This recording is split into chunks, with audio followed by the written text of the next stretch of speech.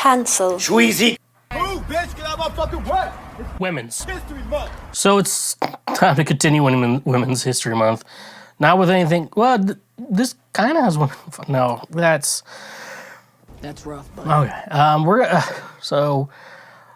Investigation Discovery recently dropped a 3-part docuseries over Jared from Subway. It's called Jared from Subway Catching a Monster. Jared Fogle. Some of you know him as that. But those of you who don't know, I had to boot up my Discovery Plus subscription to go full throttle into this. Which one's? Feel like a woman, a real woman. Let's go full throttle. Yeah, let's go full throttle. It's basically talking about Jared's rise and fall from grace, and yeah, you know, it's pretty. We all kind of. It's not too hard. There's not a lot of stuff that went on, but like it's also pretty interesting to kind of know what's going on. So this documentary, I don't know if there's been any other Jared Fogles. I think I've listened to a podcast. They were produced by Spotify. That's on like O.J. Simpson and shit. But this one's different in the way Michelle Herman, she was like a radio and broadcast journalist. After, like, she met Jared Fogle. So, like, it starts off with this. Like, she met Jared Fogle. You know, she's I think it's in somewhere in Florida, I believe. So, yeah, you know, she's interviewing people all the time. And, you know, sometimes mild celebrities come in. It's like Jared Fogle showed up 40 minutes late. Bad boy. Jared Fogle. He doesn't look like a bad boy. Like, that's the weird thing. He showed up 40 minutes late. And then right before they start recording, Jared says, "I love the way a 10-year-old's body looks." Ugh. Anyways, I'm just letting y'all know, this is pretty gross, and that like sent Michelle Herman on like you know, and she's a journalist, like you know. I'm like, I feel like this is kind of similar to like a broadcast show, like, you know, podcasts are, it's, you know, it's like a it's like a radio show, but like the shitty version of it. But like, she was like an actual journalist. She actually went to like school probably for journalism and stuff like that. And after that, like she did a big detective mode. So like she ended up like recording every conversation Jared ever had. And they play a lot of it on the show, yeah, it's gross. It's pretty fucking gross what they say. Going into it, some people not know who Jared Fogle is? So Jared Fogle, he was a fat kid and even a fat college student. So he was that guy. I guess he was at a point, but you know. How every fat person should live their life is being like, I hate being fat. And he was like, you know, he was obese. I'm fat. I mean, I guess, yeah, he's obese. I'm just fat. So if we're going to go with me, I'm fat. So he's obese. And so he's like, I need to figure out what's going on. And, you know, if you really want to lose weight, you know, understanding nutrition is one thing. But so like you got to understand nutrition and how food works and how exercise works. Understanding, you know, macros and stuff like that. So you have to understand how that works. And then you have to figure out what will work best for you. Now, like keto works really well for a lot of people. The problem with keto is like, if you want to stay in ketosis, you cannot eat carbs. You can't even have like a cheat day and stuff like that. So I like keto because I lost a lot of weight using keto. Gained a lot of it back, but I lost a lot of weight doing that. And so, you know, and I think a big thing for me was I also started only eating one meal a day. And, you know, because when I eat a meal, I like to eat a lot. So, like, if I just make it one time a day, it'll still go under 2,000 calories, and it just helps you lose weight. And especially if it's keto, the weight you're going to lose, the way your body's going to, like, make up for that energy, and what you do is, like, use your body fat. And so, like, that's the nice thing about keto. But it's very hard to maintain. So I'd say if you're good, going a couple months stretch, you know, doing keto, and then, like, you know, you have your event where you need to be skinny for or whatever, and then if you want to gain the weight back, you can. You could do, like, you know, eat healthy meals throughout the week for the most part, and then have a cheat day, you know. That's how It'd be like that sometimes, but it do. Come on, Mark. Don't be stingy. So what Jared did, I guess, he ate a 6-inch turkey club for one meal and then a veggie delight for another meal. And he ate that, he did that every day. And theoretically, even then, like, I don't even know, like, the balances of whatever. Like, he ended up losing weight. I mean, like, it's good for him. He lost some weight. Like, I saw someone, like, him walking in the trial. I'm like, he gained some weight back. And, and shit like that. Yeah, he definitely gained some weight back. But, but he's still, like, even, like, he's gained some weight back. Like, like, this is the best thing about, here's the thing I love about Jared Fogle. God damn it. Like, when he took the weight off, and, like, he's generally done a really good job at keeping the weight off. Like, he has done a really good job at, like, keeping the weight off. I don't know what he looks like now in prison, but everything up into, like, when he was on trial, he did gain a little bit. He got a little chunkier. But even then, he wasn't that bad. He looked like every dad ever, because he was at dad age. But anyways, like, it's kind of cool that he kept the weight off. And I don't know if he's kept the weight off. If you're in prison, I mean, you're working out. If I was in prison, I'd work out a lot, It's like, what gets me off from working out, like, being busy, can make it hard. Injuring yourself, that's been the thing with mine, my fucking gimp ankle. And stuff like that, but, good for Jared Fogle. He really is a role model for, like, losing weight, though. Like, in just regards for losing weight, I think Jared Fogle is a good role model.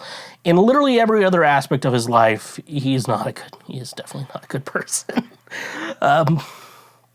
So yeah, what else do I have to think? So yeah, the big conversation they play that literally grossed me out. Now, I've seen some heavy shit. Now, when I tell you this documentary grossed me out, I am being honest. I've seen several prolapsed anuses in my day. I saw a guy whose ball sack was cut and then he nailed it to a table. Okay, I've seen that. I see a woman shit on chicken nuggets and eat it. I've seen some very gross shit. When I tell you, he talked about how he loves going to fucking Thailand to fuck little boys and little girls because it's legal there and they can do it and you can just hire a prostitute. Well, that dude's hired a lot of prostitutes in his day. Every time he ate back in the 2000s, if you ate a Subway sandwich, part of that Subway sandwich went to Jared Fogle fucking little boys legally. Yeah, but he probably did it here, too. He probably did in the United States, too. But, feeling really gross just, like, thinking about it. And so I don't want to move on. But anyway, though, so when you actually hear his phone conversations that were recorded, it's fucking gross, dude.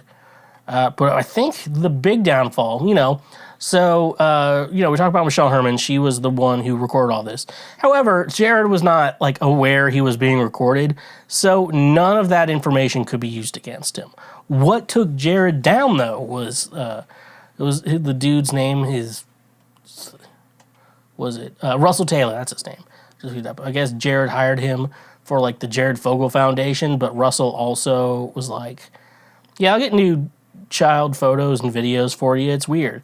And, like, they had, like, his stepdaughters on there. He married a woman and stepdaughter, and he hid secret cameras throughout the house, especially in areas where his young stepdaughters would be changing.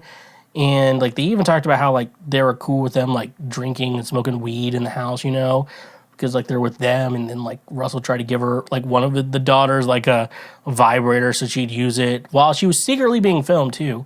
And I don't know. I hate that idea of, like, I'm secretly being filmed, or not, like, secretly being filmed, but, like, I don't know, like, when you're at home and you're just, like, laying around or whatever, it's like, there's nothing good to watch, but also I don't want someone watching me jerk off. Like, that's for God and my dead grandparents to watch me jerking off.